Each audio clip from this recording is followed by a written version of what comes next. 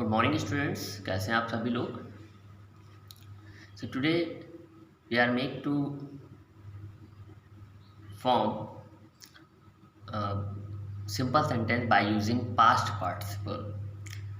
तो आप सभी लोग जानते हैं कि in past participle third form of verbs and after that noun is used in past participle.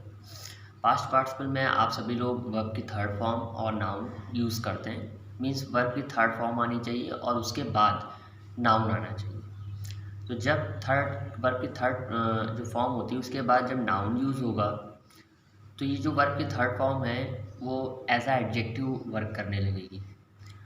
तो आइए समझते हैं। तो थोड़ा सा एक समझ में आने लगेगा कि कैसे हम लोग को फॉर्म करना है। जैसे लिखा है आई फाउंड माई पेन, मैंने अपना पेन पाया। The pen was lost, pen खो गया था। अब यहाँ पे देखिए दो वर्ब हैं आपके पास, एक है फाउंड और एक है लॉस्ट। ओके, सबसे अच्छी बात यह है कि थर्ड फॉर्म कैसे पहचाने, थर्ड फॉर्म कैसे पहचाने हम लोग। तो देखिए यहाँ पर जो आया है आई फाउंड, ये थर्ड फॉर्म नहीं है। कैसे नहीं है? क्योंकि यहाँ पे हैज़, हैव, हैड नहीं है, इसलिए थर्ड फॉर्म नहीं है। या तो ये पैसिव होता सेंटेंस तो ये थर्ड फॉर्म होता है। अच्छा इधर चलते हैं, तो ये थर्ड फॉर्म है लॉस्ट। अब पूछे कैसे है? ये सेंटेंस जो है वो पैसिव है। बहुत ही आसान तरीका बता रहा हूँ। ये सेंटेंस कैसा है? पैसिव है। कैसे पैसिव है? आप जानते हैं वॉज वर्ब के बाद हमेशा कैसी फॉर्म आती है? आईएनजी फॉर्म आती है। जैसे वॉज गोइंग है ना, वॉज कमिंग। लेकिन यहाँ पर देखिए कुछ आईएनजी तो आया नहीं है, सिंपल सी वर्ब लिखी हुई है। इसका मतलब ये थर्ड फॉर्म है। पैसिव में हमेशा we can use third form of the verb in passive. Okay, passive में हम लोग क्या करते हैं? थर्ड फॉर्म यूज़ करते हैं वॉज वर्ब के बाद। तो ये थर्ड फॉर्म है। अब आपको क्या करना है? थर्ड फॉर्म के बाद नाउन रखना है। नाउन चलिए ढूंढते हैं कहाँ पर है। आई, आई हमारा नाउन नहीं है, आई हमारा प्रोनाउन है। तो नाउन कौन बचा? ये जो पेन है ये हमारा नाउन है। अब हमको क्या करना है? इस लॉस्ट को आगे रखना है और पेन को पीछे रखना है, यानी कि लॉस्ट पेन कर देना है। डन। तो हम लिखेंगे I found my lost pen. देखिए मैंने क्या किया? वर्ब की थर्ड फॉर्म को लिखा और उसके बाद नाउन को लिखा। बात समझ में आई? सिंपल था एकदम। नेक्स्ट देखते हैं। जैसे लिखा है आई सॉ अ सोल्जर, मैंने एक सिपाही को देखा, सैनिक को देखा। ही वॉज वुंडेड, वह घायल था। अब देखिए सोल्जर जो है वो आपका कौन है? नाउन है ना भाई। आई तो आपका प्रोनाउन है। वहीं पर्सन्स याद करिए, नरेशन में मैंने कैसे बताया था आप लोग को, आई पर्सन होता है ना। लेकिन सोल्जर जो है यहाँ पे नाउन है। इसका मतलब इसके आगे हमको क्या करना होगा? वर्ब की थर्ड फॉर्म रखनी होगी। वर्ब की थर्ड फॉर्म कहाँ है? क्या ये जो सॉ लिखा है वो वर्ब की थर्ड फॉर्म है? ये नहीं है थर्ड फॉर्म, क्योंकि यहाँ पे हैज़, हैव, हैड नहीं आया है। थर्ड फॉर्म क्या है? ये है। कैसे ये है? क्योंकि यहाँ पे वॉज वर्ब के बाद आया है। ये जो वॉज वर्ब है ये पैसिव में है। देखिए ये ही वॉज वुंडेड जो सेंटेंस है वो किस में है? पैसिव में है। ओके, वॉज वर्ब के बाद तो हमेशा आईएनजी आती है और यहाँ पे देखिए वुंडेड लिखा है, थर्ड फॉर्म है। तो इसका मतलब इस वुंडेड को इस सोल्जर से पहले लिखना होगा।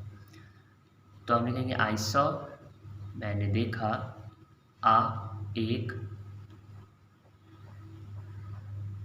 वुंडेड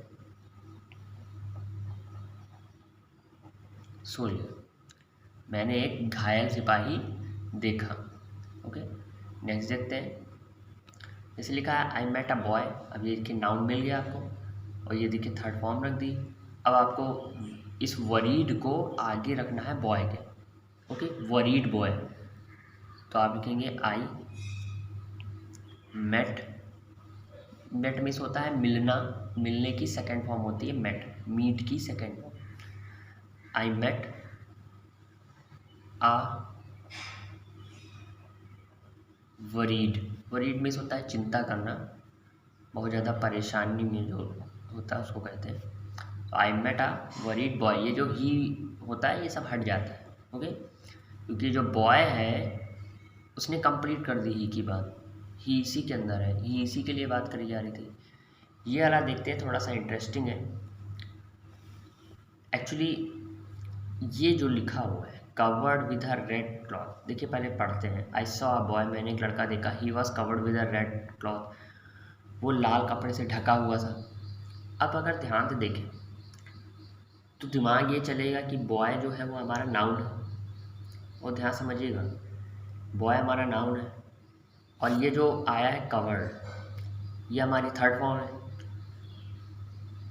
और क्योंकि कवर्ड के साथ ये लाइन भी जुड़ी हुई है, या तो केवल कवर्ड होता तब तो चल जाता, लेकिन कवर्ड के साथ ये पूरी लाइन जुड़ी हुई है। तो क्या हम ऐसे रखें कि covered with a red boy, ऐसे लिखें आई सॉ, मैंने देखा, covered with a red boy और उसके बाद बॉय लिखें, तब तो गलत हो जाएगा। आइए बना के देखते हैं। जैसे मैं लिखूं कि आई सॉ, मैंने देखा, आ, अब मैं हर बार बोलता था थर्ड फॉर्म आनी चाहिए, तो थर्ड फॉर्म तो ये है ना, कवर्ड, उसके बाद क्या आना चाहिए, नाउन, तो ऐसे लिख दे कवर्ड बॉय। अब ये देखिए छूटा जा रहा है, ये छूटा जा रहा है ना, ये छूटा जा रहा है विद आ रेड क्लॉथ। अब जरा सेंटेंस पढ़िए, देखिए सही जा रहा है कि नहीं। I saw covered boy with a red cloth, I saw a covered boy with a red cloth, क्या जा रहा है, तो ये एकदम रॉन्ग है, ये सही नहीं है, ये पैटर्न सही नहीं, क्योंकि ये जो कवर्ड के साथ पूरी लाइन जुड़ी हुई है, एक्चुअली ये पूरा का पूरा क्या है, फ्रेज़ है।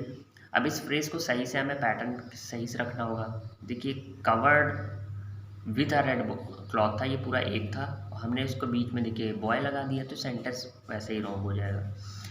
दूसरी तरीके से बना के देखते हैं कि अगर हम ऐसे बनाएं कि आई सॉ अ बॉय, कि मैंने एक लड़का देखा, सॉरी, आई सॉ